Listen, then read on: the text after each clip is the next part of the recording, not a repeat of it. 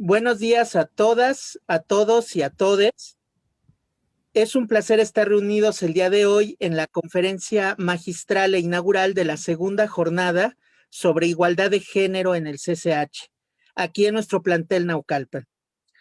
Nos acompaña la maestra Guadalupe Hurtado García, secretaria de Servicios Estudiantiles en el CCH Naucalpan, la maestra Lilia Guzmán Marín, coordinadora de la segunda jornada sobre igualdad de género en el CCH, y el doctor Ángel Corchado Vargas, responsable del proyecto de facilitación de procesos de transformación y cambio en jóvenes universitarios, proyecto Metanoia, de la FES Iztacal. A continuación, cedo la palabra a la maestra Lilia Guzmán Marín. Adelante, maestra, muchas gracias. Buenos días a todas, todos y todes. Es un gusto estar aquí con ustedes, con los estudiantes, que ustedes son nuestra razón de ser, nuestro objetivo para poder continuar nuestras labores hacia la contribución de su formación. En estos días que son tan importantes como un recordatorio hacia lo que es el Día Internacional de la Mujer.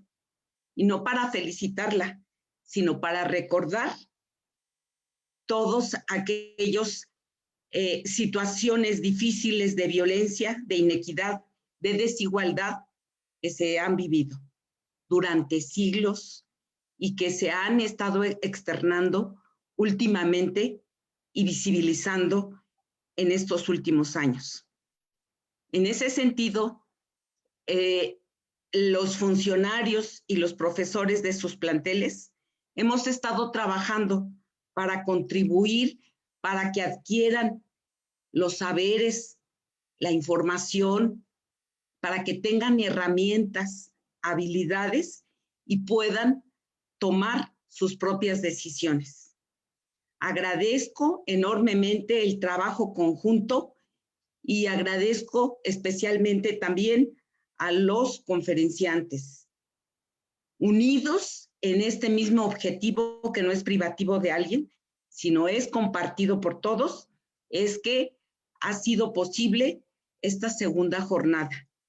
También quiero agradecer en especial al director de este plantel por contribuir a través del maestro Guillermo Solís, del maestro Miguel Ángel Zamora, quienes han estado al frente también de estos trabajos. Muchísimas gracias y pues damos apertura a esta semana de trabajo y esperamos que realmente tenga ese impacto o que por lo menos nos haga reflexionar en lo que somos, en lo que queremos y hacia dónde vamos. Muchísimas gracias. Disfrútenlo y saquen el mayor provecho posible. Muchas gracias. Muchas gracias, maestra Lilia Guzmán. Sin duda, ha sido un placer el poder formar parte de estos trabajos, sobre todo porque tiene una gran trascendencia en nuestros alumnos y alumnas. Y bueno, la idea es que esto es para todos y todas ustedes y pues por eso nos complace mucho el poder estar reunidos el día de hoy. Bien, a continuación voy a presentar a nuestro conferencista, el doctor Ángel Corchado Vargas, como bien mencionaba, responsable del proyecto de facilitación de procesos de transformación y cambio en jóvenes universitarios, proyecto Metanoia, de la FES Iztacal. Es licenciado en psicología por la UNAM, cuenta con una maestría, especialidad y doctorado en educación, esta última por parte del Centro de Estudios Superiores en Educación. Formación como terapeuta con orientación humanista, formación en manejo del estrés e inteligencia emocional por la Universidad del Claustro de Sor Juana. Ha sido profesor de asignatura de la Universidad Iberoamericana y directivo a nivel secundaria y preparatoria. Director de la carrera de Pedagogía en la Universidad Salesiana en el bienio 2008-2009. Catedrático en la Maestría en Desarrollo Humano, Universidad de Occidente, Unidad Los Mochis, Sinaloa. Catedrático en la maestría en psicoterapia Gestalt, Universidad Gestalt de América. Como funcionario dentro de la UNAM, ha sido jefe de sección académica y jefe de unidad académica de la FES Iztacala. Es autor del libro La psicología humanista, una aproximación teórica y experiencial. Actualmente es profesor de carrera asociado C, tiempo completo, teniendo como proyecto institucional el de facilitación de procesos de transformación y cambio en jóvenes universitarios, Metanoia. Autor de diversos artículos de investigación sobre desarrollo humano, educación y salud. El día de hoy nos presenta la conferencia inaugural Autocuidado Emocional. Muy buenos días, doctor Ángel Corchado Vargas. Muchas gracias por estar con nosotros en este día tan importante para el CCH y para el CCH Naucalpan. Y pues sea usted bienvenido. Le cedo la palabra. Muchas gracias, Guillermo. Gracias por la invitación. Gracias a las autoridades del CCH Naucalpan, al maestro Quechaba, a la maestra Guadalupe, a la maestra Lilia como organizadora, al profesor Miguel. Muchísimas gracias a todos y a todas por acompañarme en esta plática que voy a compartirles en unos minutos más. Gracias a todo el alumnado y profesorado que nos acompaña, personas que quizás no están de manera activa en la vida universitaria dentro de nuestros planteles, pero que seguramente también nos están acompañando a través de las redes sociales. Muchísimas gracias por estar con nosotros. Gracias por acompañarnos y gracias por hacer que esto que se está llevando a cabo con un grandísimo esfuerzo académico, personal, una gran voluntad, tenga éxito. Bueno, pues yo quiero platicarles de algo que en una ocasión tenía duda cuando yo estaba muy jovencito, yo creo que de la edad de la mayoría de los chicos y chicas que me están escuchando en este momento. Cuando yo iba en la preparatoria, yo tenía muchísima duda que en particular sobre una enfermedad de transmisión sexual, que ahora es ITS, ¿no? Ahora se les llama ITS. En ese momento yo tenía una duda con respecto a cómo se replicaban los virus. Aquí hay muchos expertos, aquí hay biólogos que a lo mejor saben más que yo, pero recuerdo muy bien que el profesor de biología de la preparatoria me explicó que en el caso del VIH, del virus de inmunodeficiencia humana, pues al ser un virus llegaba y se estacionaba, por decirlo de alguna manera, dentro de unas células. A estas células se les conoce como las células T. Entonces llegaba el virus, se implantaba en la célula y empezaba a replicarse. A este proceso de replicación de los virus se les llama replicación viral y llega un momento en el que estos virus al replicarse saturan a la célula y la célula estalla y contagia a otras células. Así es como se riegan los virus dentro de nuestro organismo. Y de hecho también de repente lo asocié con una canción que probablemente algunos, aunque son muy jóvenes, han escuchado esta canción de los Jaguares, que se llama La célula que explota, ¿no?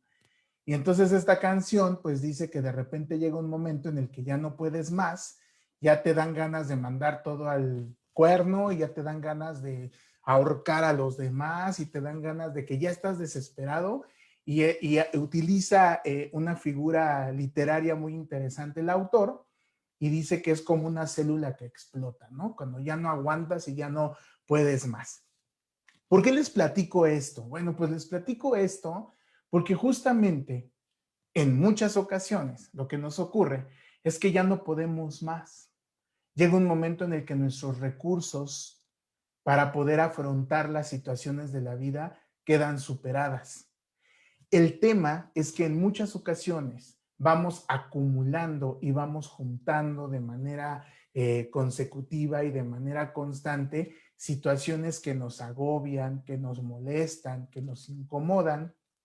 Y como no contamos con esos recursos para poder afrontar las situaciones de la vida, pues entonces empezamos a presentar algunas problemáticas en nuestra salud emocional, en nuestra salud mental. Entonces, pues justamente de lo que yo les voy a platicar el día de hoy es acerca del autocuidado emocional. Es decir, ¿cómo puedo yo prevenir y cómo puedo yo procurar mi salud emocional? Prevenir me refiero concretamente a que no significa que mágicamente por hacer muchas de las cosas que yo les vaya a compartir el día de hoy, pues van a dejar de sentirse mal o van a dejar de tener algún problema y necesitar algún tipo de ayuda profesional. Pero lo que sí pueden ustedes hacer es empezar a identificar factores de riesgo.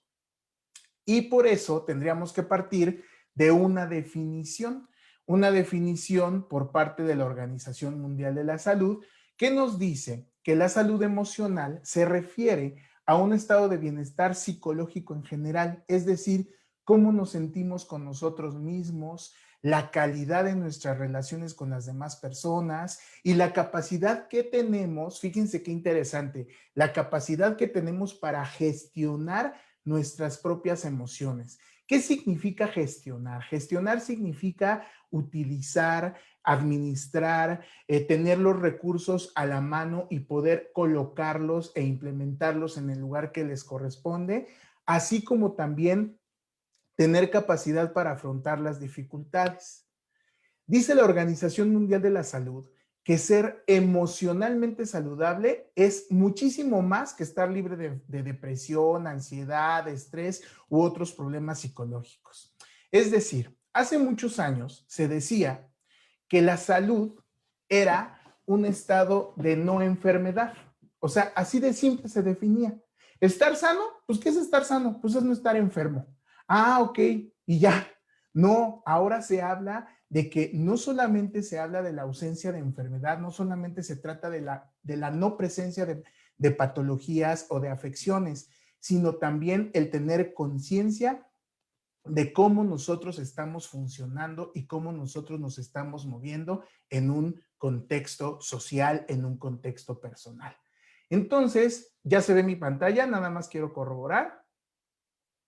Quisiera nada más saber que me hagan una Sí, doctor. Sí, ok, perfecto. Entonces, bueno, pues justamente vamos a hablar hoy particularmente de autocuidado emocional. Vamos a hablar un poquito de género, porque van a decir, ah, caray, ¿a poco en el autocuidado emocional también tiene que ver el género? ¿Qué creen que sí? El género está implicado en todos los aconteceres y en todas las aristas de la vida del ser humano. Pero vamos ahorita a ver desde qué perspectiva. En primer lugar, yo quisiera hacer un encuadre y quisiera platicarles acerca de qué significa ser persona. Desde una perspectiva existencial humanista, que es la que yo trabajo, es una perspectiva psicológica que lo que principalmente rescata es la experiencia de la persona, cómo se vive la persona, cómo recibe las experiencias de la vida, cómo las significa, cómo afronta las dificultades y cómo se desarrolla como ser humano. ¿Qué significa ser persona para esta perspectiva? Pues en primer lugar es comprender que la persona es un ser integral. Ahí te va, algo bien importante. Tú no puedes estar por la vida viviendo, valga la redundancia, con la idea de que tus problemas personales los tienes que dejar colgados. Me encanta tu panocha y tus tetas. Cuando bailas twerking, tú te arrechas. Me vuelves loco de placer. Me vengo, contigo quiero amanecer. Me encanta tu panocha y tus tetas. Cuando... Bueno, pues Una disculpa, pero doctor. tuvimos un pequeño comercial, no se preocupe.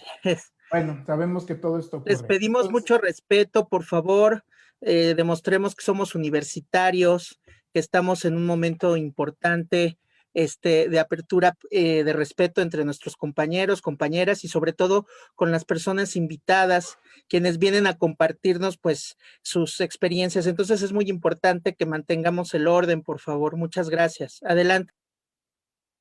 gracias. Bueno, estaba yo mencionándoles que, bueno, ¿qué significa ser persona desde esta perspectiva, no? Desde esta perspectiva, ser persona es concebirnos como seres integrales, lo cual implica que no podemos nosotros andar por el mundo diciendo que nuestros problemas personales los dejemos colgados en la entrada de la escuela o los dejemos colgados en la entrada de nuestro trabajo y que o nos olvidemos de lo que nos pasa en otros escenarios o en otros contextos. Otra concepción del ser integral significa que somos cuerpo, que somos emociones, que somos pensamientos, que somos comportamiento, etcétera. O sea, no podemos ser partidos en cachitos, no podemos ser divididos en cachitos. Los seres humanos nos componemos de todos estos elementos y cuando ustedes escuchen del ser integral o escuchen hablar del ser integral, nos estamos refiriendo a esta manera sinérgica, unida, como si fuera una aleación de metales perfecta, donde no podemos nosotros vernos en forma fragmentada.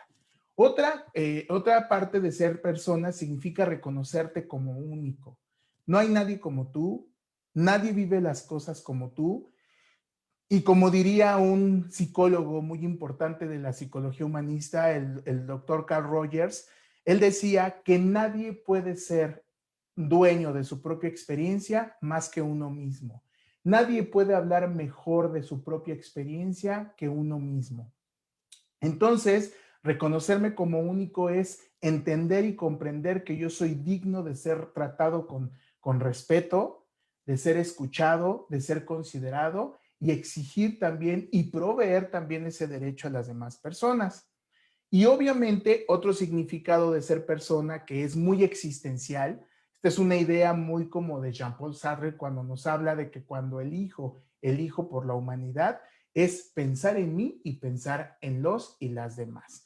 Entonces, esto significaría ser persona. Por lo tanto, tendríamos que pensar, así como les puse al principio la metáfora de la célula que explota y que llega un momento en el que nos ponemos muy saturados, muy llenos de cosas que nos agobian, de cosas que no nos hacen o no nos permiten desde nuestra perspectiva avanzar, pues hay que pensar qué cosas obstaculizan nuestro crecimiento como seres humanos, qué es lo que nos detiene para seguir avanzando. Entre tantas y tantas cosas que vamos a estar viendo a lo largo de esta charla, una de las cosas que más nos obstaculizan para poder crecer personalmente son aquellos mensajes que recibimos desde pequeñitos y que nos dicen, sobre todo cuando somos chiquitos, que tendríamos que ser. Es decir, ideas, normas, conceptos, lo que está bien y lo que está mal, cómo hay que actuar, cómo hay que comportarnos, cómo hay que relacionarnos con los y las demás. Y ustedes a lo mejor me preguntarán, ah, caray, ¿y por qué esto tendría que ser un obstáculo? Bueno, tendría que ser un obstáculo cuando este tipo de mensajes son mensajes generalmente negativos y que nosotros asumimos sin cuestionamiento. Nosotros cuando estamos pequeñitos nos dicen lo que tenemos que hacer. Nosotros como somos chiquitos, estamos creciendo, estamos conociendo el mundo, estamos descubriendo lo que ocurre a nuestro alrededor, pues todo lo que el mundo de los adultos nos dice, generalmente, pues lo asumimos como cierto, ¿verdad? O sea, lo asumimos como una norma, como una regla. Conforme vamos creciendo, pues ya vamos a lo mejor cuestionando, ya vamos indagando, ya vamos investigando y nos vamos dando cuenta que algunas cosas no siempre son exactamente como nos las dijeron de chiquitos. Pues bueno, a los que yo me refiero son aquellos mensajes que más que ayudarnos, no nos ayudan. Y a esos mensajes les vamos a llamar introyectos. Estos mensajes van muchísimo sobre lo que debería ser una buena persona, y lo pongo entre comillas. Y ahorita me van a entender por qué tiene que ver con el tema que estamos revisando. Todo esto que ustedes están viendo en esta diapositiva, estos mensajes que ustedes están viendo en esta diapositiva, son introyectos y son ideas equivocadas acerca de lo que tendría que ser una buena persona, entre comillas. Porque una persona, por ejemplo, en el caso de los hombres no lloran. Desde chiquitos nos enseñan a que los hombres no debemos de llorar. Aguántese como los machos. Esa es otra cosa que nos dicen desde muy chiquitos. Pareces vieja, que aparte de ser simbólicamente un mensaje de agresión hacia las mujeres, es un mensaje de demeritar el sentimiento que el hombre esté demostrando. Y a las mujeres, ¿qué les llegan a decir? También a las mujeres les dicen muchas cosas, ¿no? Y desafortunadamente esto también trae consecuencias negativas. Las niñas, entre más calladitas, se ven más bonitas. ¿Ya viste qué bonita te ves? porque tú no rezongas, porque tú no respingas, porque tú no te defiendes. Y ay, caray, si a una niña o un niño se le ocurre defender un derecho cuando es pequeño, inmediatamente muchos, no estoy diciendo que todos, pero muchos adultos empiezan a decirle, cállate, tú no hables, no seas grosera, ¿no? O sea, el adulto, el típico tío chistosito que en la fiesta embarra en el pastel al niño, todo mundo se ríe. Hace poco en redes sociales vimos algo así. Todo el mundo se ríe y entonces el niño, no estoy justificando, como también en redes sociales hemos visto, la reacción, sin embargo, el niño reacciona con la tía que lo embarra en el pastel. ¿Y qué es lo primero que suele ocurrir? Que los adultos jalan al niño y lo regañan porque el niño reacciona a lo mejor dando un manotazo, ¿no? Entonces, todas estas ideas son introyectos, son ideas que nosotros vamos guardando desde pequeños y que nos hacen creer que siendo así vamos a ser buenas personas. ¿Y qué nos pasa cuando somos adultos? Pues justo como la célula que explota, vamos acumulando y acumulando y acumulando situaciones de represión, de no expresar nuestras emociones, de no gestionar nuestras emociones, de no hablar de lo que nos está afectando. Y entonces llega un momento en el que ya no podemos más y estallamos y empezamos a tener conductas, pensamientos, situaciones emocionales inapropiadas. ¿Qué tendría que ver entonces lo que les acabo de decir de los introyectos? Si ustedes se dan cuenta, en las frases de la diapositiva anterior, yo les dividí o les separé lo que a los hombres nos dicen y a lo que a las mujeres les dicen, ¿no? O sea, hay muchas ideas que se van manejando a lo largo de la vida. Pues justamente aquí están permeadas cuestiones de género. ¿Por qué? Porque nuestros aprendizajes, nuestras ideas nos van predisponiendo en muchas ocasiones, no siempre, pero en muchas ocasiones a desarrollar algunos problemas de salud emocional. Los hombres y las mujeres, entonces, podrán verse afectados y afectadas del mismo modo por problemas de salud emocional. Eso es una realidad. Todos somos seres humanos, hombres y mujeres, tenemos una equidad, somos personas, pero la investigación nos ha dicho que hay a veces ciertas diferencias entre hombres y mujeres en cuanto a la propensión de tener algún tipo de problema emocional. La Organización Mundial de la Salud, nuevamente la cito, dice a que justamente el género condiciona de manera directa las experiencias de algunas personas. Por ejemplo, repito, si desde niños y desde niñas nos empiezan a decir que no expresemos, que no podemos, que no debemos, entonces se nos imponen ciertos roles, como los introyectos que les mencioné, y entonces la exposición a ciertas experiencias pueden afectar la salud emocional. Y nos vamos a encontrar, ahorita que les vaya compartiendo algunos problemas de salud emocional muy frecuentes, que sí hay datos que nos dicen que hay más recurrencia, hay más incidencia, sería el nombre correcto, para las mujeres que para los hombres de ciertas conductas derivadas de una salud emocional y viceversa. Los hombres también tienen mayor recurrencia a ciertas prácticas o a ciertas situaciones que afectan la salud emocional. Numerosas investigaciones entonces han reportado que las personas, es decir, hombres y mujeres, presentamos una serie de problemas personales en lo cotidiano y que se van acumulando a mediano y largo plazo. La primera es el cansancio y la fatiga emocional. ¿Cuántos de nosotros no nos hemos sentido cansados, nos hemos sentido agobiados, nos hemos sentido demasiado desgastados por las exigencias de la vida? Y aquí hay un tema muy importante, y la mayoría de las personas que me están escuchando son jóvenes, adolescentes, y sería injusto, fíjense muy bien, sería injusto el pensar que las problemáticas que viven los adolescentes o los jóvenes y las jóvenes son menores o son de menor magnitud que las que vivimos, por ejemplo, los adultos. O decir que un niño o niña pequeño no vive cansancio o no vive fatiga emocional. Por supuesto que ocurre. Todos lo podemos vivir. Todos tenemos esta propensión. El tema es que nos falta algo que se llama empatía para poder comprender y para poder aceptar que las demás personas también, independientemente del momento de vida que estén pasando, tienen situaciones que les agobian y que les aquejan emocionalmente.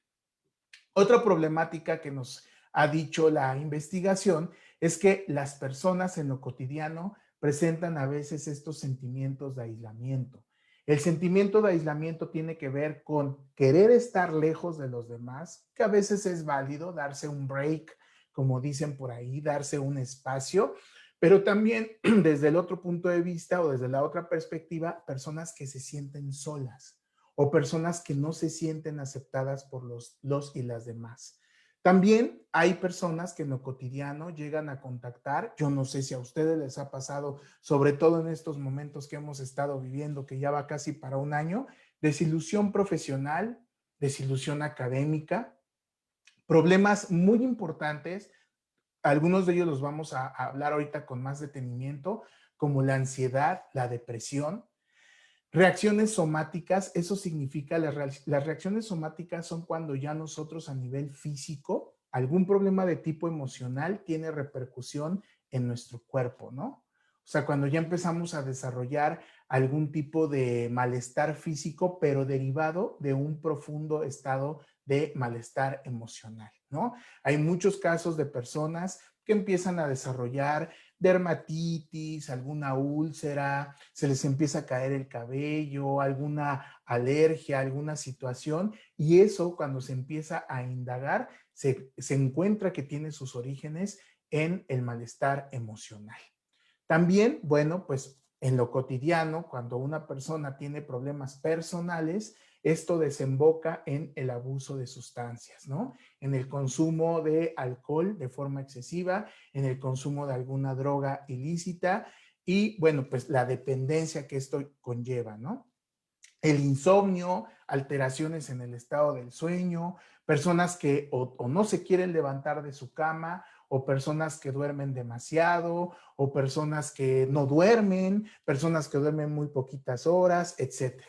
Y también, pues evidentemente, cuando nosotros estamos teniendo algún tipo de problema personal y que nos aqueja en nuestra salud emocional, pues también empezamos a experimentar dificultades en las relaciones interpersonales. Es decir, pareciera ser, no sé si les ha pasado, pero pareciera ser que por arte de magia y sin ninguna razón aparente, empezamos a mostrarnos muy irritables, muy a la defensiva, muy enojados con nuestro papá, con nuestra mamá, con nuestra pareja, con nuestros hermanos, con nuestros amigos, como que nuestro umbral de tolerancia, que era así, cada vez se reduce un poquito más. Y todo esto tiene una explicación y tiene un origen en algunas problemáticas de tipo emocional. ¿Qué nos dicen entonces todos estos datos? ¿Qué nos dice toda esta información que es derivada de la investigación? Bueno, en primer lugar, que todos somos personas, todos. Entonces nos preguntaremos, ¿será que nos hemos vuelto fríos, insensibles, no empáticos, no colaboradores, no altruistas de la nada? ¿O será que la frialdad, la falta de humanidad, la dureza, la insensibilidad, actitudes y rasgos semejantes son una evasión para comprender nuestra salud emocional y la de los y las demás? O sea, ¿será que también nosotros nos hemos protegido o nos hemos puesto algún escudo o nos hemos puesto alguna defensa para no involucrarnos con la otra persona, para no ayudarla? ¿Cuántas veces hemos escuchado? Yo trabajo mucho con adolescentes y con jóvenes, ¿no? No solamente en la universidad como académico, sino también como terapeuta, como psicólogo, ¿no? En mi práctica clínica privada. Y muchos chicos y chicas dicen justamente esto, ¿no? Ya no quiero involucrarme, ya mejor no le digo nada a nadie, ya mejor busco encuentros sexuales, casuales, o todos sin sentimientos, todos sin mezclar las emociones, porque no quiero que me vuelvan a lastimar. Entonces, una posible explicación del por qué pareciera ser que nos hemos vuelto más fríos, más insensibles, no tenemos respeto hacia los demás, no tenemos respeto hacia su trabajo, hacia su profesión, hacia su vida en particular. Probablemente es justamente la evasión para comprender que nosotros estamos necesitando algo. Y bueno, en el tema de la salud emocional, pues, ¿cuáles son nuestros problemas más recurrentes? Nosotros en todos estos meses, casi un año, pero no de ahorita. De hecho, a mí como que no me gusta mucho redondear una plática o una conferencia a lo que estamos viviendo ahorita en la pandemia. No, esto es algo que existe siempre, pero se ha acentuado más por la situación en la que hemos vivido. Pero fíjense que de manera particular, en cuanto a problemáticas de tipo emocional, la ansiedad, la depresión y el estrés son problemas de salud emocional muy frecuente en todos nosotros. Espero, les gustaría saber la diferencia. Bueno, pues espero que sí quieran, porque de eso les voy a platicar ahorita también. Les voy a hablar acerca, en primer lugar, de la ansiedad y la depresión. Fíjense muy bien. La ansiedad y la depresión son dos problemas de salud emocional muy complejos. ¿Por qué se llama o por qué se dice que son complejos? Porque a veces es complicado identificarlos con mucha facilidad. Y les voy a decir algo muy triste. Los psicólogos batallamos cotidianamente con que la gente se mete a San Google y empieza a buscar información acerca de algo y se casa con la idea de que eso tiene. O sea, ay, pues es que la verdad hoy no me siento con ganas de hacer nada. Y desde ayer me siento igual. ¿Será que tengo depresión? A ver, voy a googlear qué es la depresión. Y ya te autodiagnosticas con depresión, ¿no? Y ya dices que tienes depresión. Pero no, la ansiedad y la depresión tienen características muy particulares y ahorita te las voy a explicar. Ojo, la intención de esta plática no es que tú te hagas un diagnóstico por lo que yo te voy a platicar, sino más bien que tú identifiques cuáles son algunos de los rasgos de la ansiedad, la depresión y el estrés, y entonces pensar en cómo podrías resolverlo de manera óptima. Por eso hablamos de un autocuidado emocional. No, el autocuidado emocional no va en el sentido de que tú lo vas a resolver solito, sino que tú mismo identifiques qué es lo que te está pasando para que entonces busques la ayuda correspondiente. Pero fíjense, la ansiedad y la depresión tienen un impacto en nuestros pensamientos, en nuestra conducta. Y aunque son diferentes, la ansiedad y la depresión, pues a veces nos confunde identificarlos porque tienen rasgos similares, se parecen en algunas cosillas, pero no son exactamente lo mismo. La ansiedad, por ejemplo, tiene ciertas características. Lo que nos va a ocurrir con la ansiedad es que nuestros sistemas de alerta ante el mundo y ante las situaciones que nos rodean se activa y nosotros percibimos como peligroso o como amenazante lo que nos ocurre. No sé si han visto en redes sociales que publican muchas veces un pensamiento, una imagen, tipo meme, pero bueno, no es meme porque no es un chiste, pero dice que la ansiedad es exceso de futuro y la depresión es exceso de pasado. Y ahorita lo vamos a identificar. Las personas que viven con ansiedad son personas que empiezan a tener muchos pensamientos recurrentes, están piense y piense y piense sobre lo que va a ocurrir en el futuro. Y generalmente el futuro les agobia. Y entonces una persona que vive con ansiedad generalmente empieza a decir, ¿y si fallo? ¿Y si fracaso? ¿Y si se muere? ¿Y si me deja? ¿Y si se va? ¿Y si ya no me acepta? Entonces empezamos a pensar tanto en el futuro que dejamos de vivir el aquí y el ahora. Es una amenaza constante. Y los psicólogos les llamamos a estos pensamientos recurrentes de estar piense y piense y piense, les llamamos rumiaciones, rumiaciones del pensamiento o rumiaciones cognitivas. ¿Por qué rumiaciones? ¿Han visto a los rumiantes? Bueno, los rumiantes, las vacas, ¿no? Los bueyes o algún animal rumiante, todo el tiempo están mastique, mastique, mastique, mastique, ¿no? Entonces, las rumiaciones cognitivas o las rumiaciones del pensamiento es cuando nosotros no podemos estar tranquilos porque estamos piense y piense y piense y piense en el futuro. Otra característica de la ansiedad es que escapamos constantemente, ¿sí? Constantemente estamos escapando de las situaciones de peligro y a veces no las afrontamos. Si algo nos empieza a atemorizar o nos empieza a causar conflicto, lo primero que hacemos es bloquearnos y huir o quedarnos pasmados. Ojo, es muy natural, porque hasta los animalitos lo tienen, este instinto de supervivencia de que cuando hay una situación de peligro, escapemos, evidentemente. El problema es que ante todo y en todo momento, sea algo así o sea algo así, siempre estemos huyendo, evitando y no afrontando. Ustedes me van a decir, ay, pues entonces que la cebra se le ponga el tiro a la leona, ¿no? Ahí en la sabana. No, no, no. O sea, todos tendemos a escapar de una situación que nos representa un peligro. Sin embargo, lo que nosotros necesitamos aprender es ante ciertas situaciones que nos agobian y nos aquejan, poder tener la gestión emocional suficiente para poder afrontar las situaciones de peligro.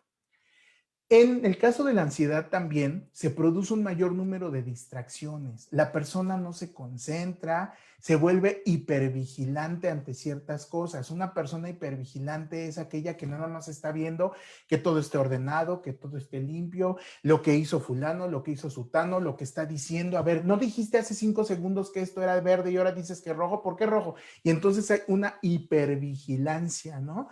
Una persona muy aprensiva es una persona que no suelta, una persona que todo lo quiere tener bajo control, se enoja con mucha facilidad, le genera mucha inseguridad, etcétera. Y entonces, en el caso de la ansiedad, vamos a darnos cuenta que hay muchos pensamientos de amenaza.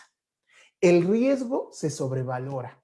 O sea, tú te formas una imagen mental de los problemas y como estás rumiando todas estas cosas, las empiezas a hacer más y más y más grandes, pero también fíjate, así como a la vez tú sobrevaloras los riesgos, por otro lado, le das una minusvalía a tus propios recursos. O sea, te empiezas a decir, no voy a poder, no lo voy a lograr, soy un tonto, soy un baboso, ya me lo decía mi mamá, hay personas que nacen con estrella, hay personas que nacen estrelladas y yo nací estrellado. ¿Se dan cuenta de los introyectos de los que les hablé hace rato? Recibimos mensajes negativos desde chiquitos, ¿no? O sí es cierto, yo creo que tenía razón mi maestra de primero de primaria, que tuvo de alumno a mi hermano el mayor y que cuando llegué a primero de primaria me dijo, a ver si sales igual de bueno que tu hermano mayor, ¿eh? Y esa comparación que nos hicieron de chiquitos, nosotros nos casamos con ella y seguimos viviendo con ella. Y acuérdate que nadie es mejor dueño de su propia experiencia que tú mismo.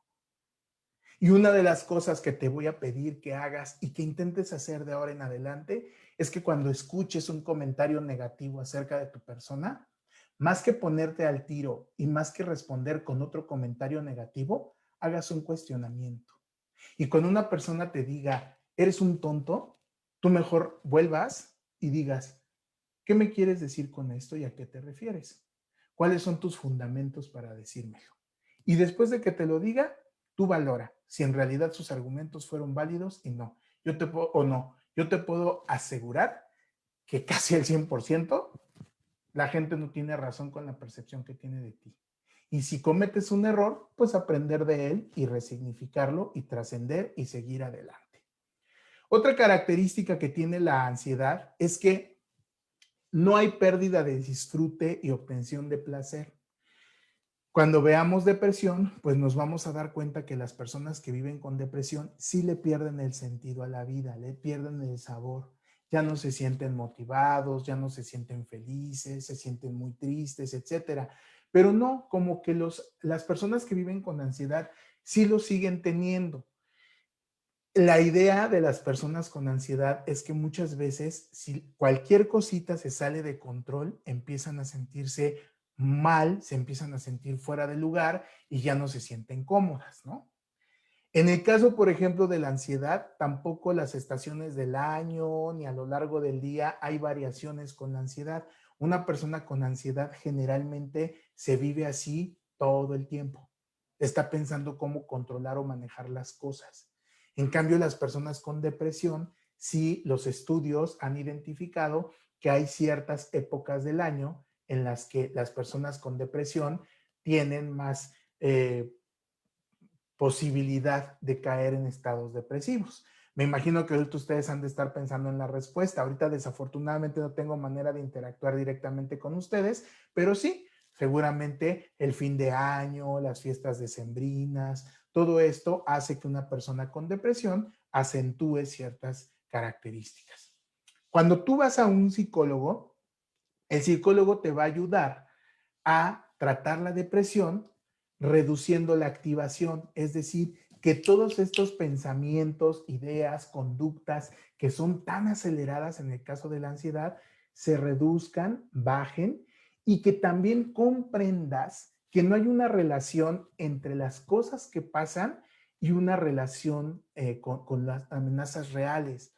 O sea, cuando vivimos con ansiedad, empezamos, como decimos vulgarmente, a hacernos nuestros viajes, nos mal viajamos y empezamos a pensar cosas que ni siquiera están basadas en una realidad.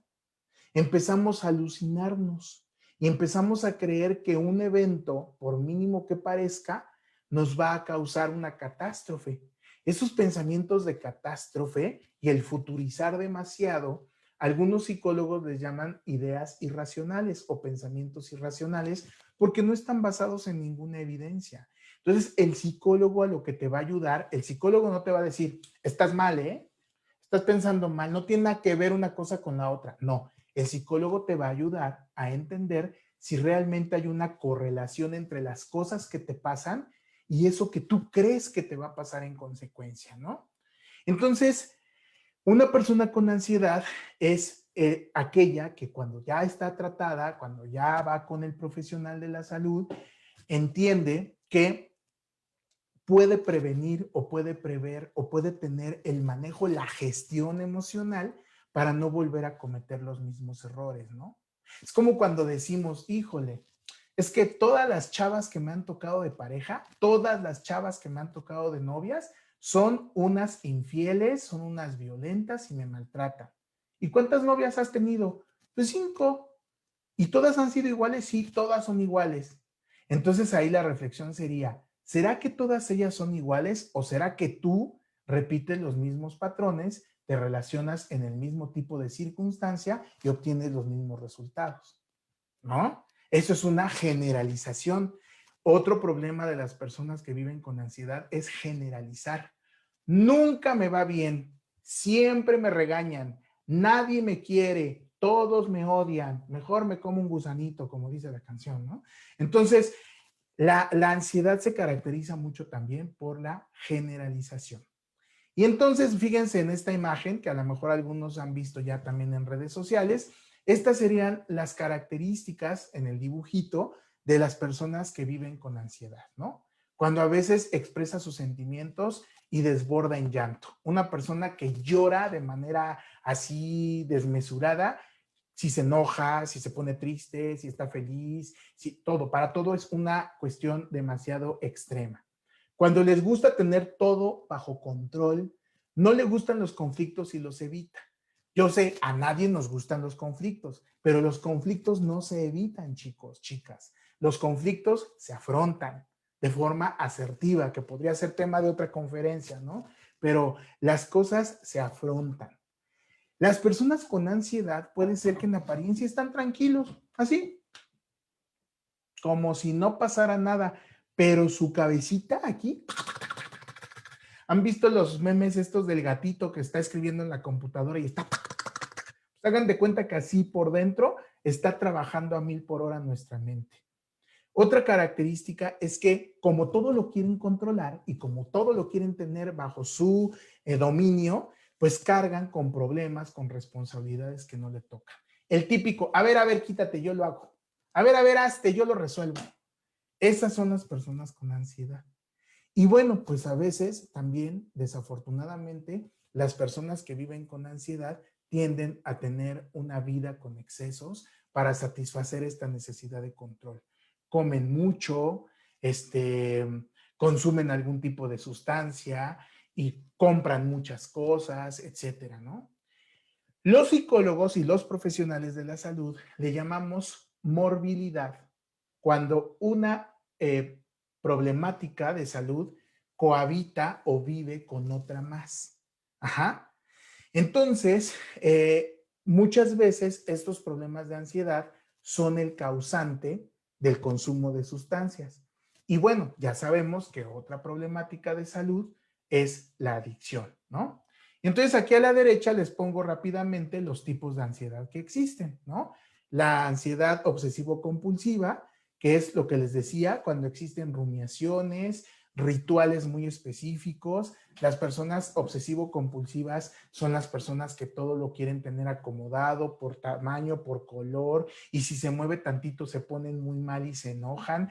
Digo, repito, no tiene nada de malo ser ordenado, o sea, no es que esté mal ser ordenado y saber dónde vas a estirarte a agarrar un libro o dónde vas a encontrar los calcetines rojos que tenías que usar, ¿no? Eso no es lo malo, sino el que se convierte en ti en una necesidad que te robe tu tranquilidad emocional, ¿sale?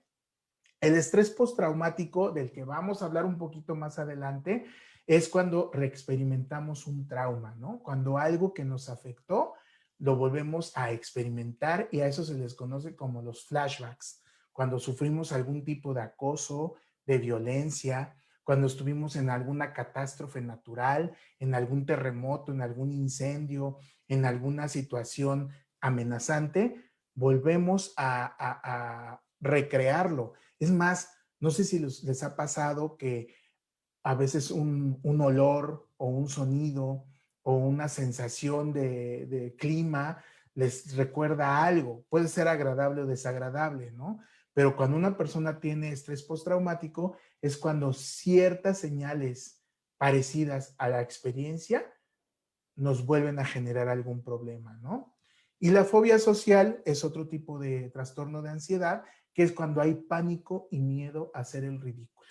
Cuando preferimos mejor no hablar con nadie, no exponer en clase, estamos a punto de conocer a una chica o a un chico que nos gusta y salimos corriendo, nos arrepentimos a la mera hora cuando ya estamos a punto de tocar la puerta para pedir un trabajo. Y cuando esto es recurrente, ya podría ser un problema. Repito, no es un diagnóstico lo que te estoy diciendo, sino más bien es una invitación a que tú reflexiones y digas, ah, caray, es que creo que esto me ha pasado con mucha frecuencia y aparte me he sentido así y aparte luego pienso esto, se me hace que voy a pedir ayuda. ¿Sí me explico? O sea, no es para que ustedes ahorita se metan en un cajoncito y ya digan, ay, el ángel corchado me dijo que tengo trastorno de la no sé qué. No, sino más bien que ustedes reflexionen y piensen qué cosas podrían ustedes tener y esa es parte del autocuidado emocional para que se atiendan. Y bueno, la depresión, que es en contraste con la ansiedad, se activa ante eventos pasados, ¿sí? Como les decía, la ansiedad es exceso de futuro, la depresión es exceso de pasado. Entonces, la depresión es cuando se activa ante situaciones que implican pérdida, degradación, fallos, y entonces la persona que vive con depresión vive en un estado de quietud, de disminución, de lentificación de sus movimientos y hay una tristeza profunda. No sé si se han dado cuenta de algo, pero cuando les he platicado de esto, les he hablado de las personas que viven con ansiedad y las personas que viven con depresión. Nunca he dicho las personas ansiosas o las personas deprimidas, no, personas que viven con, ¿sale? Es la manera correcta como nosotros debemos referirnos. La depresión también es una pérdida de sentido de la existencia. O sea, hay un sentido de abatimiento, la creencia de que ya no hay solución para los problemas de la vida cotidiana. Y algo muy interesante en el caso de la depresión es que si es leve, sirve para dejar que el tiempo cure las heridas. Hay diferentes tipos de depresión, leve, moderada y severa. La depresión leve es evidente que nos duele una pérdida, una ruptura, una pérdida de trabajo y probablemente a veces ni siquiera no se necesita buscar ayuda. Puede ser que sí, platicar con alguien, que alguien te escuche, etcétera, pero a veces no es necesario. Tú solito ya te pones a jugar PlayStation, escuchas música, te echas unos cumbiones bien locos ahí en tu casa, te pones a tejer, te pones a cocinar, te pones a leer, te pones a cantar, lo que tú quieras y ya me siento más alivianado, ¿no? Pero hay otras ocasiones cuando ya es moderada la depresión y entonces necesitamos algún otro tipo de ayuda, ¿no? Hay ocasiones en las que cuando alguien nos escucha, platicamos con nuestro mejor amigo, nuestra mejor amiga, papá, mamá, con quien sea, cargamos energía y resolvemos el problema. Pero si persiste, entonces significa que estos problemas no se resuelvan, nos aislemos socialmente y entonces empecemos a tener ya una situación que atender en nuestra salud emocional. Hay una honda tristeza, a veces hay culpa. Fíjense que ocurre con mucha frecuencia que cuando estamos un poco en las fronteras de la depresión o estamos viviendo con depresión, empezamos a utilizar mucho esa palabra, ¿no? Culpa. Es que yo tuve la culpa. O el hubiera, ¿no? Si yo hubiera dicho, si yo hubiera hecho, si yo hubiera hablado, si yo le hubiera dicho, si yo no le hubiera dicho, o como dice la canción del Buki, ¿no? Si no te hubiera sido, sería tan feliz. Eso es así como que muy común de lo que decimos cuando estamos deprimidos, ¿no? Disminuye nuestra autoestima e incluso hay ideación suicida. Y sobre este tema, que bueno, yo no soy experto y no quisiera profundizar mucho en esto, por ahí hay un experto que con mucha frecuencia viene a visitarles en CCH Naucalpan, el maestro Azael, él sabe mucho de esto, pero la ideación suicida es cuando nosotros de forma con cierta recurrencia empezamos a pensar en la posibilidad de quitarnos la vida, de ya no seguir adelante y ya no avanzar. Si a ti te pasa algo así, si tú te sientes de esta forma, yo sé que va a sonar muy a cliché de anuncio de televisión, perdón, pero cuéntaselo a quien más confianza le tengas. Platica con alguien. Y algo muy importante, si alguien te responde con un échale ganas, únete a los optimistas, no pasa nada. Ay, no digas esas tonterías. Esa no es la persona indicada con la que tienes que hablar acerca de lo que te pasa. Si tú sientes que necesitas platicar con alguien cuando te sientas así, busca a alguien de confianza.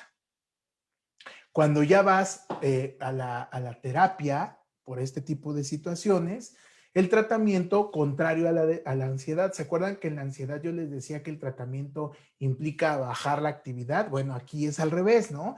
En el caso de la depresión se trata de aumentar la actividad y enseñar que hay una relación entre actuar y recibir recompensas, ¿no? O sea, no es decirle, es que si lo haces vas a ver que te vas a sentir mejor. No, eso no sirve de nada, sino que la persona identifique que cuando empiece a hacer algunas conductas de autocuidado, ya la persona puede empezar a sentirse diferente. Y bueno, pues como ya les había dicho, pues la depresión tiene que ver con pérdidas, fallos, degradaciones, etcétera. Aquí hay otra imagen que de manera muy ilustrativa nos puede ayudar a entender la depresión. En la depresión se mueven tres esferas. La esfera, fisiológica, la esfera del pensamiento, de las cogniciones, como le llamamos en psicología, y la esfera conductual, es decir, lo que hacemos. Fisiológicamente, hay alteraciones en el ciclo del sueño, en el apetito, hay fatiga y hay llanto fácil. ¿Se acuerdan que las personas con ansiedad también lloran con facilidad? La diferencia es la manera como lloramos. Las personas con depresión suelen llorar mucho en silencio, suelen llorar mucho de manera pausada, se escuchan, ¿no? Así como muy el suspiro. No sé si les ha pasado cuando, si alguien ha vivido o estado cerca de un bebé, ¿no? Los bebés empiezan a llorar de forma muy, ¡ah! Y ya cuando se les va pasando, Y hasta dicen las abuelitas, ay, tiene sentimiento, ¿no? Porque empiezan como que a suspirar. Pues hagan de cuenta que ese tipo de llanto, ese llanto más apagado, más lento, es el llanto generalmente que se da a las personas con depresión. Y que también no sé si les ha ocurrido que hay personas que pareciera ser que de manera muy fácil contactan con el llanto y no se explican cuál es la causa, ¿no? ¿Qué está pasando? Si es tu caso, si tú te sientes así, si tú te sientes de esta manera, yo te invito a que platiques con alguien y yo te invito a que te acerques también con un profesional para tratar de encontrar qué está pasando, ¿no? A nivel de cogniciones, de pensamientos, así como ya hablamos de las rumiaciones y de las catástrofes y las futurizaciones en las personas con ansiedad, las personas con depresión piensan mucho negativamente de sí mismos, no creen en sus propias capacidades, piensan que el mundo es hostil, malo, negativo y que nadie les va a poder ayudar. También hay una percepción negativa del futuro, pero no con esta aceleración de las personas con ansiedad. Mucho sentimiento de culpa y mucha insatisfacción. Y a nivel de conducta, lo que hacemos, pues todo lo que nos gustaba, lo dejamos de hacer. Ya nada nos ayuda, ¿no? No sé si han escuchado la canción de Contigo en la Distancia, ¿no? Y ahorita me acordé, a mí me dan chispazos de muchas canciones, ¿no? Pero en la canción esta de Contigo en la Distancia dice, ya nada me conforma si no estás tú también. Esa frasecita es muy ilustrativa de lo que pasa con una persona con depresión, ¿no? Hay pérdida del interés en general, hay poca capacidad para adaptarnos y también las personas se irritan con facilidad. A lo mejor no pegan de gritos, pero sí se aíslan o se molestan y se van a otro lugar, ¿no? Fíjense qué interesante. Les decía yo al principio de este bloque de ansiedad y depresión que que a veces es difícil separarlo, ¿no? A veces es difícil identificar las diferencias porque también las investigaciones han encontrado que hay una coexistencia entre la ansiedad y la depresión. O sea, una persona que vive con ansiedad no nada más tiene ansiedad, ni una persona con depresión nada más tiene depresión. Generalmente, las personas que tienen ansiedad también tienen rasgos de depresión, episodios o momentos de depresión. Y las personas con depresión de repente puede ser que tengan algunas reacciones de ansiedad. Por ejemplo, una persona que ya falló ante una situación o cree que tiene la culpa de algo que ya aconteció y entra en un momento de depresión. Llega un evento similar al que le causó la depresión e inmediatamente reacciona de forma muy abrupta, de una forma muy exacerbada, y entonces decimos, ah, caray, ¿qué pasó? ¿Por qué reaccionas así, no? Entonces puede ocurrir. En muchas ocasiones, pues un evento lo vemos como una amenaza y entonces genera nuestro sistema de alerta. Otra característica es que tanto la ansiedad como la depresión, pues son formas de reaccionar ante eventos externos o internos. Ah, caray, ¿cómo que un evento interno? Mis pensamientos, obviamente, todo lo que me estoy diciendo, ¿no? Entonces, si interpretamos como una pérdida o fallo, seguramente va a haber depresión. Si hablamos de hipervigilancia, hablaremos de ansiedad. Y fíjense qué interesante. Un 70% de los trastornos depresivos dicen que la ansiedad también aparece ahí. O sea, hay problemas de depresión donde hay ciertos rasgos de ansiedad. Entonces, pareciera ser que algunos síntomas son por igual, el centrar nuestra atención en un tema, el quedarnos muy ensimismados en una idea, el tener una reacción de autofocalización, es decir, todo pasa por mí, todo ocurre por mí, etcétera, dificultad para concentrarnos, vértigos, náuseas, mareos, etcétera, pero la realidad es que siempre va a haber mayor predominancia de uno o de otro. Por eso nosotros no nos podemos diagnosticar solos y una buena señal de autocuidado emocional es ir con un profesional para que nos haga una evaluación. ¿Sale? Eso es algo muy importante, repito, no porque yo les esté platicando de esto, significa que ya ustedes ya tienen un diagnóstico, porque a todas las personas que me están escuchando ahorita, tanto dentro del Zoom, que son más de 100, como a lo mejor allá en el Face, que son no sé cuántas más, todas estas personas no las conozco, no las estoy viendo. Entonces necesitamos ir con un profesional de la salud mental para que entonces podamos saber en realidad qué es lo que nos está pasando. Y sobre todo también las investigaciones nos dicen que a veces hay una relación genética. A veces más allá también de los mensajes que recibimos, de la forma como fuimos educados, también hay una carga genética. ¿Qué podríamos hacer para abatir la ansiedad, por ejemplo? Ahí viene el primer elemento de autocuidado emocional. Más adelante vamos a hablar de otros. Sería respira hondo. La respiración diafragmática, chicos, chicas, es súper buena cuando nosotros estamos muy acelerados, estamos muy exacerbados. Podemos darnos nuestro momento para respirar.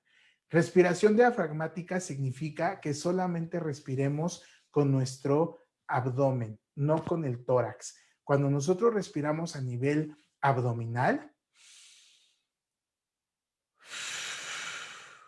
nada más con esto, nosotros podemos bajar nuestros niveles de ansiedad. Centrarte en el presente, piensa en lo que está ocurriendo ahorita, piensa en el momento actual, en lo que sí está en tus manos hacer y cambiar. Platícalo, como ya lo habíamos dicho, busca y no esperes a que la célula explote. Vive más lento, organízate, prioriza, delega tareas, no lo tienes que resolver todo tú y sobre todo busca actividades que te gusten y que te resulten agradables. Yo sé que ahorita hay algunos momentos en los que tú te sientes agobiada o agobiado por el encierro y que tú dices, es que ya extraño ir al gym porque yo iba al gym antes de la pandemia y ahorita no he podido ir. Sí, te entiendo, porque yo también iba al gym y me gustaba mucho ir al gimnasio antes de que empezara la pandemia, pero es buscar alternativas que de alguna manera suplan un poquito lo que hacías antes y que se le asemeje, ¿no? Buscarte un hobby, buscarte un pasatiempo para que tu rutina cambie.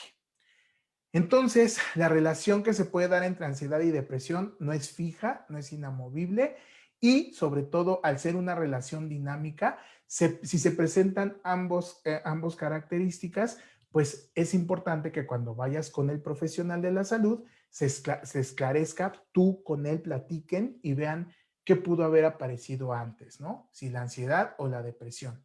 Es aconsejable pues atender primero la depresión, porque cuando una persona está deprimida, o está con depresión, perdón, pues no tiene ganas de hacer nada. Entonces, imagínense si la persona vive con depresión, pues no va a querer ir a terapia, no va a tener adherencia al tratamiento psicológico.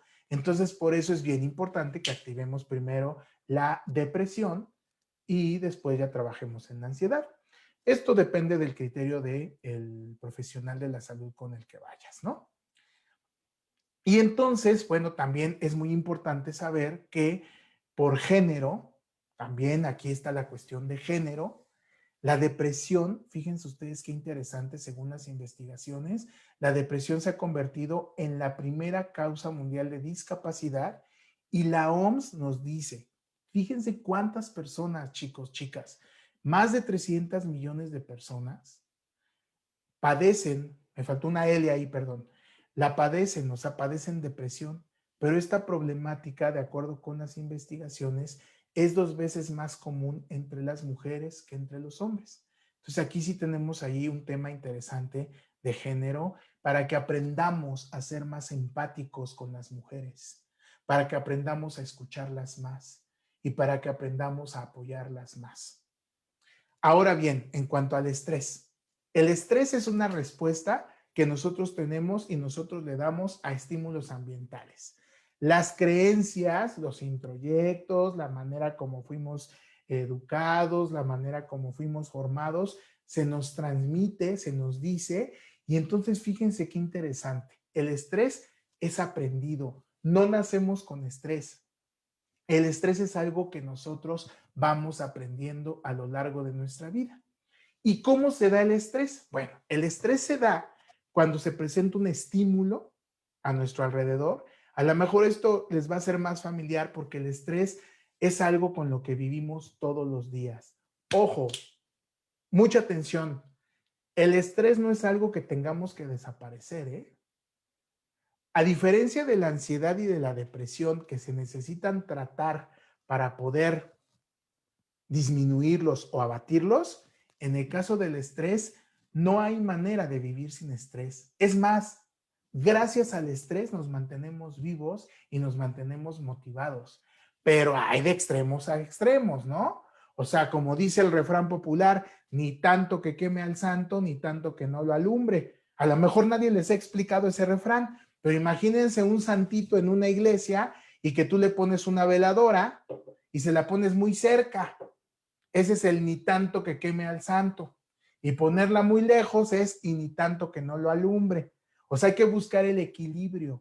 Cuando vivimos con demasiado estrés, nos bloqueamos y ya no funcionamos. Cuando vivimos con muy poquito estrés, no nos sentimos motivados y tampoco somos funcionales. Hay que encontrarle el sabor al caldo y hay que encontrarle el sabor al estrés. El estrés es esa presión cotidiana que nos motiva a seguir avanzando y a eso se le llama eustrés, el goce del estrés, el trabajar bajo presión, el vivir bajo presión, el sentirnos motivados. Entonces llega el estímulo que nos estresa, nos formamos una imagen mental de eso que a nosotros nos está estresando y genera una emoción en nosotros, ¿no? Sentirnos con el hueco en el estómago, empezamos a sudar, nos tiemblan las manos y eso nos impulsa a actuar, ¿no? A hacer las cosas. Pero cuando el estrés ya se nos va a los extremos, cuando es un distrés, recuerden, eustrés es el goce del estrés, el estrés de la vida cotidiana que nos mantiene vivos, que nos mantiene trabajando, que nos mantiene motivados, ¿no? Por ejemplo, ahorita lo que ocurrió, que no lo voy a repetir, pero que ustedes escucharon, fue un evento estresor, ¿sí? Fue un estímulo estresor. Cuando empezaron a pasar estas cosas, seguramente mis queridos profes, compañeros que me invitaron aquí, han de haber empezado a tener un sinfín de pensamientos y, ay, no, por favor. O también quizás algunos de ustedes también empezaron a pensar otras cosas. Yo también, y yo pues me quedé callado. El estímulo se presentó. Yo me formé una imagen mental, pero a todos nos pasó algo. Ocurrió algo ante ese estímulo. Nos causó algo. A algunos les pudo haber representado estrés, a otros no. A muchos les pudo haber causado risa, a otros les pudo haber causado enojo, a otros les pudo haber causado indignación, preocupación, etcétera. Entonces, este estrés de la vida cotidiana hay que aprender a vivirlo, hay que disfrutarlo. También se goza del estrés, como ahorita lo vamos a ver. Pero cuando ya es mucho, que es distrés, estas cosas que ven aquí abajo, que ya les había yo hablado abajo, anteriormente, perdón, son las consecuencias más graves de un estrés no manejado adecuadamente, ¿sí? Ahora bien, pues, ¿cuáles son las claves en el manejo del estrés? Hazte responsable de tus pensamientos. Deja de estarle echando la culpa a los demás de lo que te pasa. Como diría el filósofo José Ortega y Gasset, yo soy yo y mi circunstancia. O como dirían otros pensamientos, no recuerdo el autor, pero dice, tú eres la causa de lo que te pasa, ten cuidado de lo que causas, ¿no? Cambia tus afirmaciones negativas a positivas. En lugar de decir, no puedo, no lo voy a lograr, me va a ir mal, pues convertirlo a pensamientos positivos. ¿Y si lo intento? ¿Y si hago mi esfuerzo? Toma conciencia de tus pensamientos. Date cuenta que eso que está pasando no necesariamente es porque tú lo hayas provocado, pero sí es causa quizás de algunas cosas que no han funcionado o no se han hecho de manera recurrente. La mala suerte no existe, ¿eh? Eso es una inventada y una tomada de pelo con la que hemos vivido desde chiquitos. Es que nacimos con mala suerte, es que qué mala suerte. No, como les decía hace rato, siempre estamos buscando el mismo tipo de personas y de situaciones de estrés porque nos programamos mentalmente. A eso se les llaman patrones. Y en lugar de estar quejándonos de que todas las mujeres y todos los hombres y todos los papás y todas las mamás y todos los profesores, hay que pensar cómo es que yo me estoy relacionando con la demás gente y qué es lo que está en mi responsabilidad. Ojo, no culpa, responsabilidad para que ciertas cosas ocurran. Y entonces me puedo hacer esta pregunta: ¿qué me genera estrés? Y enseguida de identificar qué es lo que me está generando estrés, me voy a preguntar, ¿puedo modificarlo? ¿Puedo cambiarlo? ¿Esto que me causa estrés lo puedo adecuar? Si mi respuesta es que no puedo modificar la situación que me está causando estrés, entonces ahí viene la de aceptar y adaptarme, porque no está en mis manos cambiarlo. La situación está así y entonces la voy a aceptar y me voy a adaptar.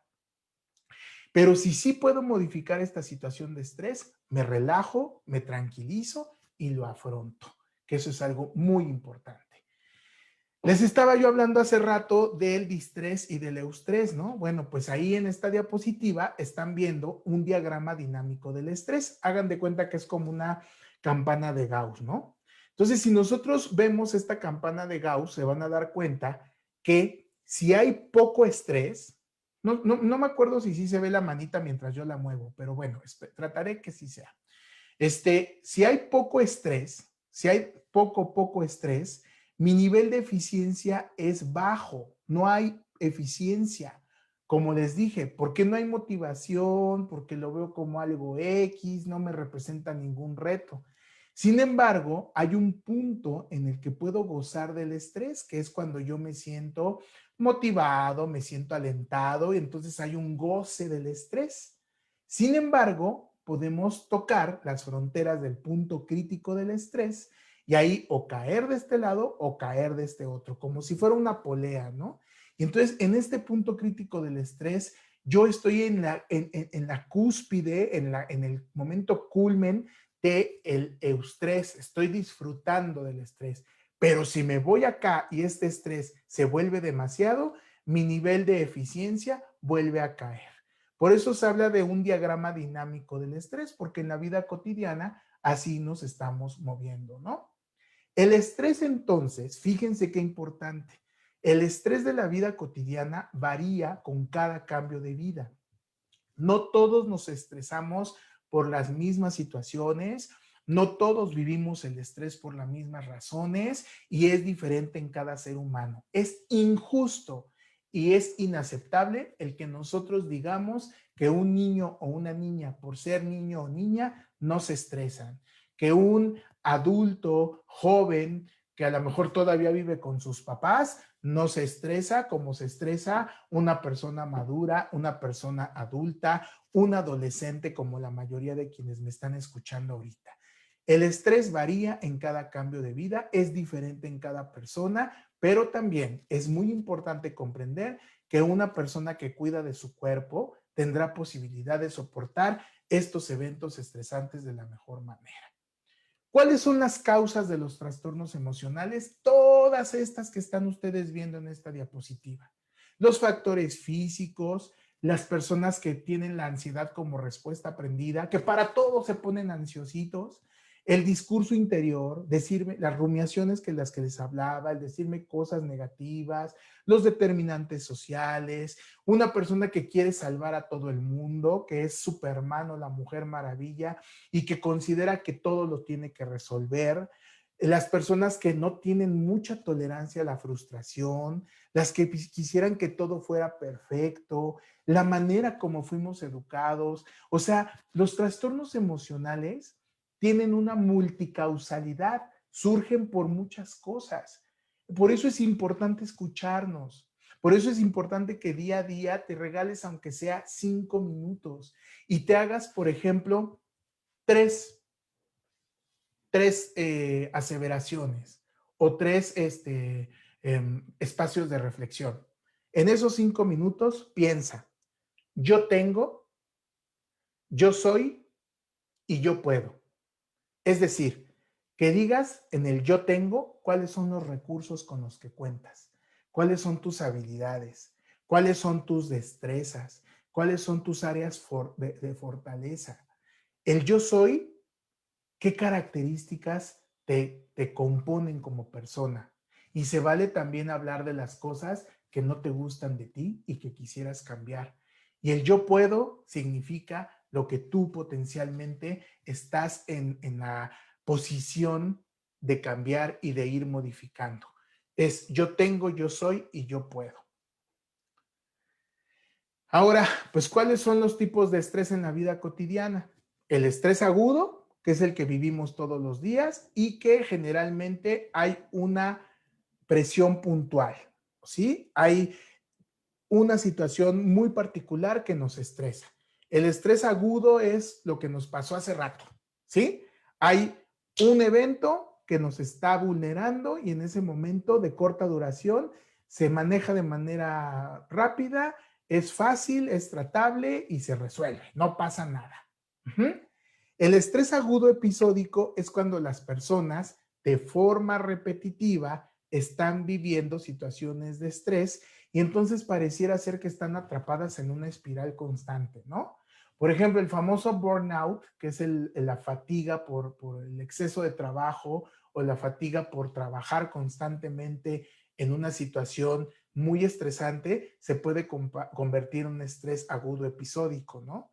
Y también el estrés crónico es cuando hay mucho desgaste físico y emocional continuo cuando la persona lo sufre. Ya hay inclusive ese burnout, ya se fue a los extremos, ya se hizo muy grande y entonces sale de nuestro control. Aquí, por ejemplo, también hay otro tipo de situación que puede ocurrir en el caso del estrés, que es la fatiga por compasión. Uh-huh. Cuando nosotros estamos escuchando mucho los problemas de los demás, las situaciones de vida de los demás y no tenemos a dónde desahogarlas, a dónde canalizarlas, a dónde verterlas y entonces nos empezamos a sentir muy mal porque nos construimos la idea de que tendríamos que resolver también las problemáticas de las demás personas.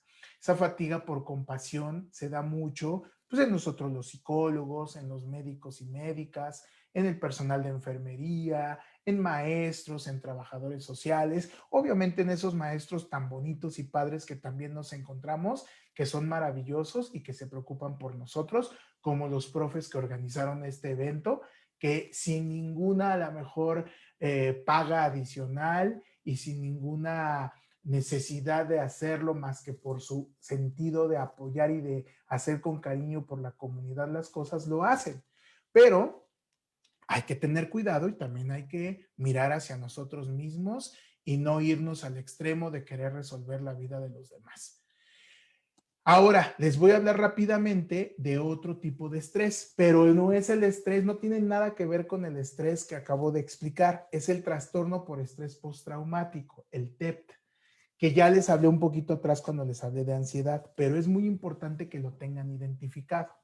Las personas que viven con el trastorno por estrés postraumático son aquellas personas que tienen recuerdos recurrentes y molestos por un episodio traumático insoportable, ¿sí? Esto es que después de un evento traumático pasa un mes o más meses y la persona vuelve a tener esos flashbacks de los que yo les hablaba hace rato y entonces todo aquello que le represente un recuerdo o eventos que se parezcan a esta situación estresante, entonces la persona empieza a tener problemas de salud, pesadillas, episodios de recuerdos no favorables muy fuertes y entonces este trastorno por estrés postraumático, este sí hay que tratarlo con un profesional de la salud. No es lo mismo a lo mejor el estrés de la vida cotidiana que se afronta, nos relajamos, hacemos yoga, hacemos meditación, tratamos de dormir mejor, hacer ejercicio y poco a poco se va, es llevadero, ¿no? Pero el estrés postraumático, este sí se tiene que tratar con un profesional de la salud y es parte de mi autocuidado emocional atenderlo, ¿de acuerdo? Y fíjense qué interesante, que de acuerdo con la OMS, volviendo al tema del género, de acuerdo con la OMS, también el doble de posibilidades lo tienen las mujeres en el caso del estrés postraumático. Pero ¿saben por qué? Pues por lo que dice en esta diapositiva, que nosotros es algo de lo que hemos estado propugnando porque ya se acabe y que deje de existir.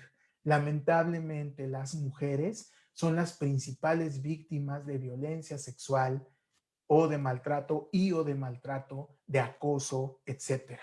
Y esto hace que aumente más la posibilidad de desarrollar este trastorno de estrés postraumático. Obviamente no estoy queriendo decir que los hombres no podamos vivir este tipo de situaciones, pero es entendible que las mujeres, al estar más propensas a este tipo de situaciones, puedan contactar con el trastorno por estrés postraumático. Ahora bien, ya casi para terminar, para que no se aburran, porque a lo mejor ya los cansé. Espero que no se hayan aburrido. Pero bueno, la nutrición y el cuidado personal son parte de nuestro autocuidado emocional. No podemos nosotros decir que una persona solamente se tiene que cuidar en la parte cognitiva, sus pensamientos, en el sueño, etcétera. También el autocuidado viene en la manera como nos alimentamos y en la manera como nos nutrimos. Es muy importante, chicos, chicas, que evitemos comer mucho por la noche.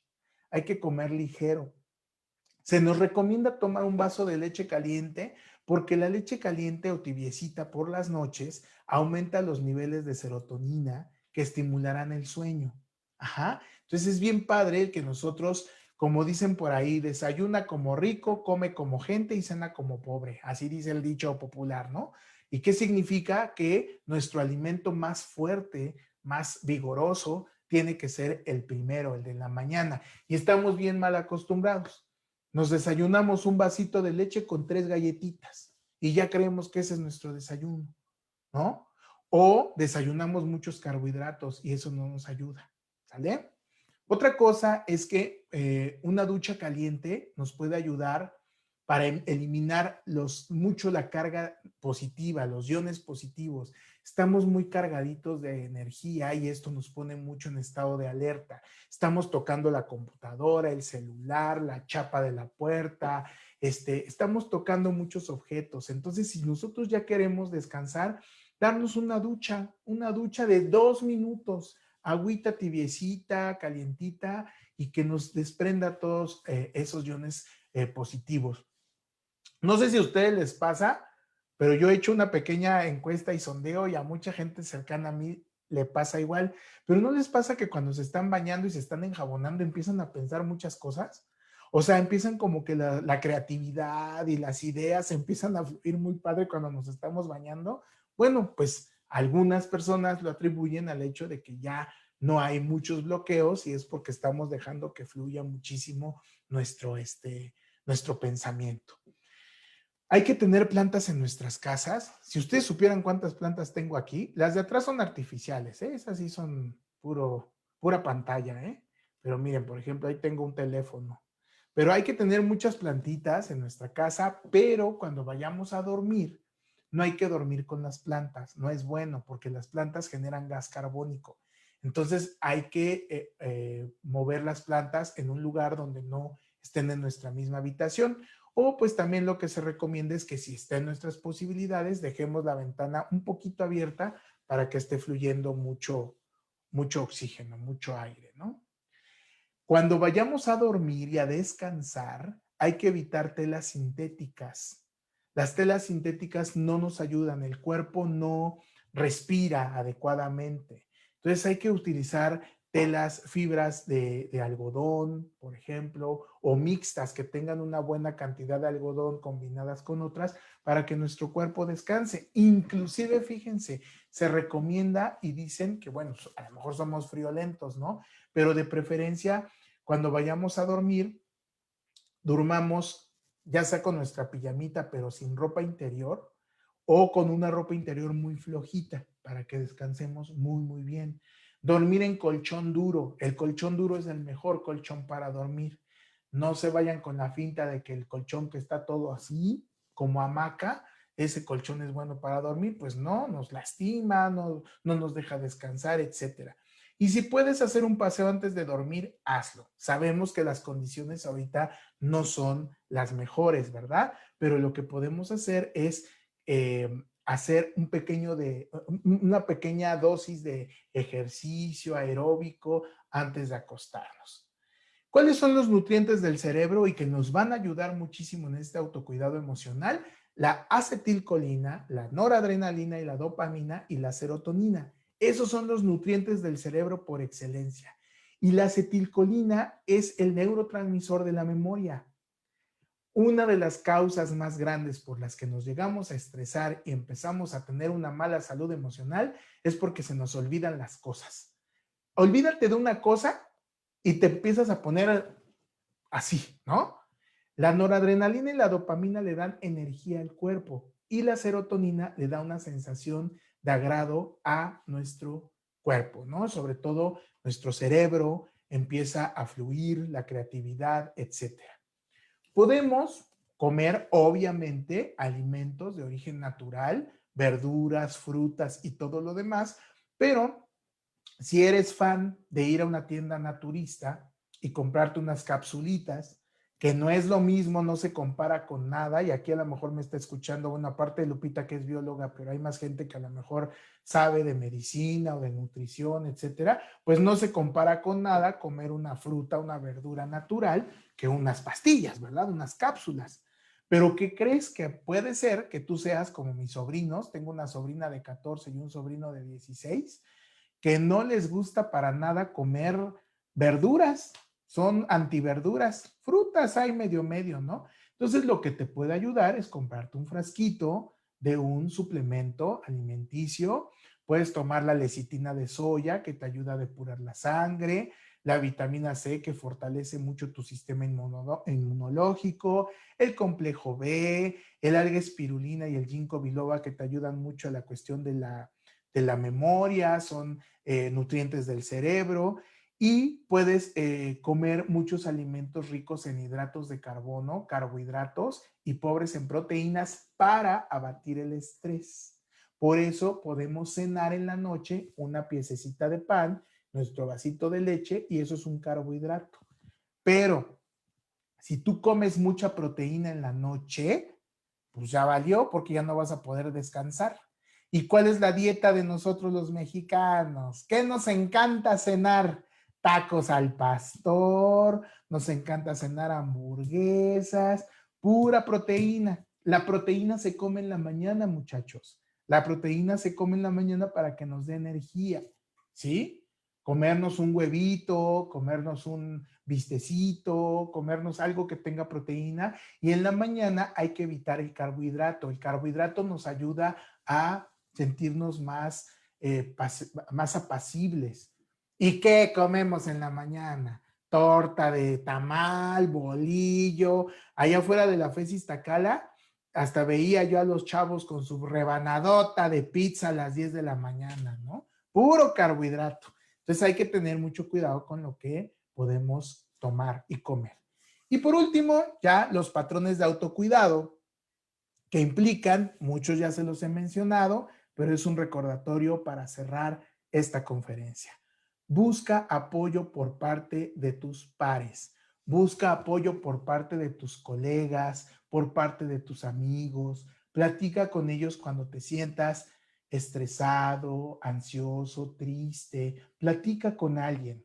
Y te voy a dar un tip, escúchame muy bien, trata de platicarle tus problemas a 2 o 3 personas diferentes. No te agarres a una misma persona para contarle todos tus problemas. ¿Sabes por qué? Porque la otra persona, tú no sabes si pueda desarrollar fatiga por compasión. ¿Sí me explicó? Entonces también es padre que tengas una red de apoyo, una red social con la que puedas tú compartir. Y yo te entiendo y sé que vas a decir, ay, pues yo no le voy a estar contando a todo mundo lo que me pasa. Claro, no le vas a estar contando a todo mundo lo que te pasa, pero yo te invitaría a que busques 2 o 3 personas con las que puedas platicar esto y no siempre la misma persona, porque la otra persona a veces no te puede ayudar como tú esperas, ¿no? Otra cosa importante de un patrón de autocuidado emocional es son las relaciones interpersonales estables con tu pareja, con tus amigos, con la familia. Y te voy a decir algo muy importante. Si en cualquier relación interpersonal eso te genera más sufrimiento, dolor, miedo a ser criticado, miedo a no satisfacer las expectativas, miedo a no cumplir con la expectativa, ahí no es donde tienes que estar. Ahí no es donde te toca estar. ¿Sale? Sea quien sea y se trate de quien se trate.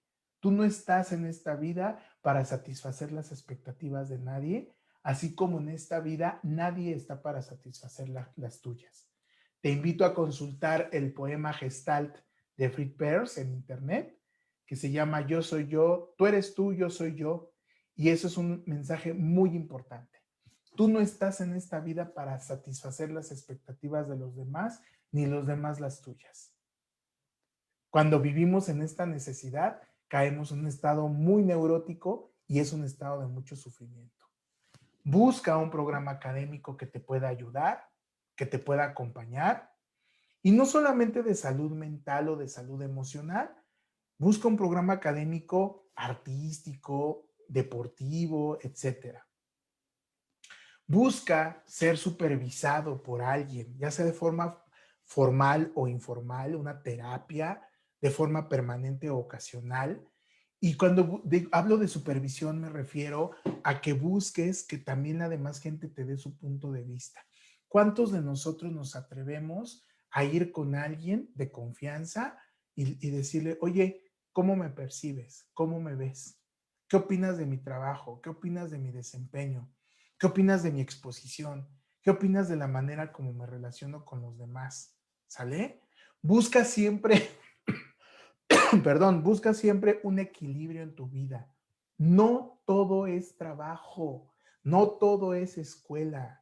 Necesitas distracción, necesitas descanso, necesitas vacaciones. A veces me asombra cuando escucho a muchos jóvenes y muchas jóvenes que dicen, es que no me da tiempo, es que no me da tiempo y es que no me da tiempo. Me canso que sí da tiempo.